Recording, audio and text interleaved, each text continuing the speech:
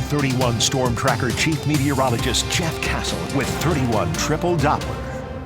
Well, you weren't kidding earlier when you said tropical, muggy, swampy air. I can't remember exactly what you said, but I felt that in my bones, honestly. It is thick out there, the humidity. It's not going to get any better the next few days. In fact, throughout the atmosphere, it's going to get a little bit worse thanks to that disturbance that we've been watching there in the northern Gulf. Did it develop into anything? We'll talk a little bit more about that in just a few minutes. But it is going to keep the moisture feed going, and that is going to contribute to an increase in rain activity once again. Now, I don't foresee us going back to what we have had, which is widespread shower and thunderstorm activity, but there is going to be some wet weather that will impact some of your plans heading into the weekend. This is going to start tomorrow. It's going to be with us Saturday. It'll be with us Sunday as well. But again, neither day a washout. We got the rain chance 30% Saturday, maybe a little bit lower on Sunday.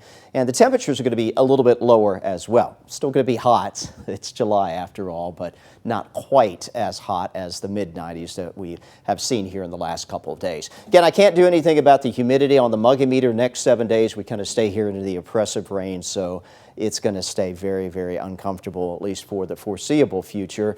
And on top of that, we're going to bring the temperatures back up later next week. And there's a high likelihood that heat advisories will make a return here to the area, maybe as early as Tuesday. Next few days, though, those feels-like temperatures, they're down from what they were.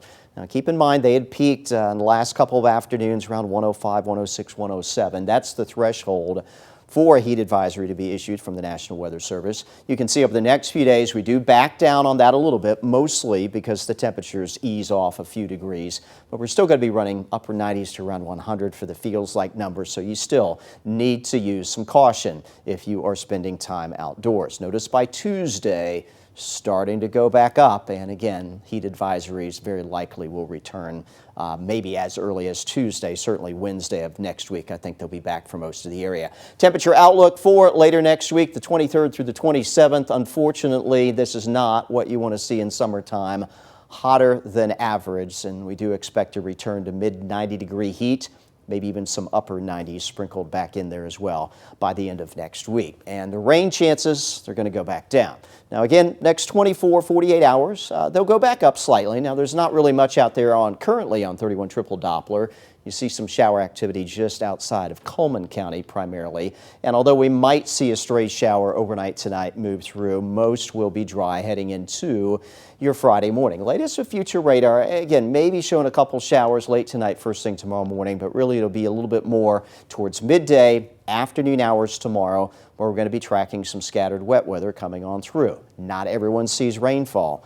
Throw the umbrella, though, in the back of the car as you head out first thing in the morning, just in case you need to bust it out. We take you into Friday evening, Friday night. Again, general decrease in wet weather, although there's going to be enough moisture in play that perhaps a couple of showers at daybreak on Saturday.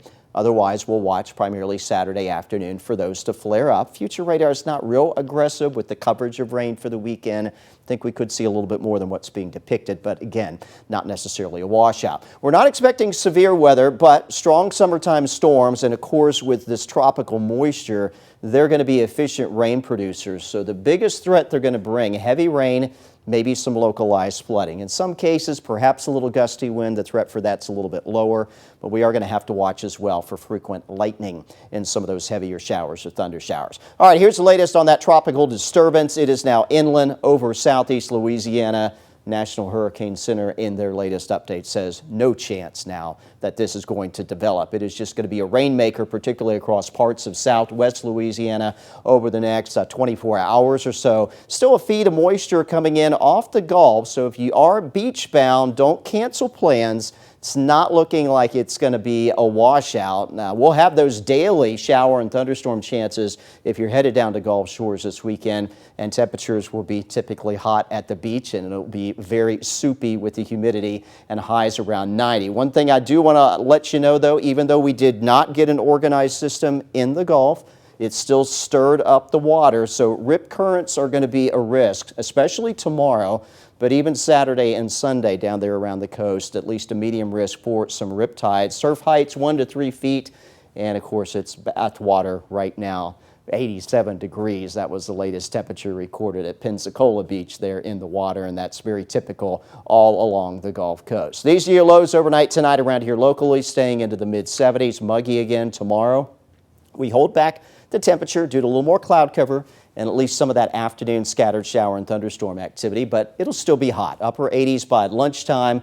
We'll see temperatures topping out in the upper 80s and low 90s in most cases tomorrow afternoon. That's right at average for mid-July. Here's a breakdown of your Way 31 Storm Tracker 10-day forecast. Again, Friday, Saturday, some scattered wet weather.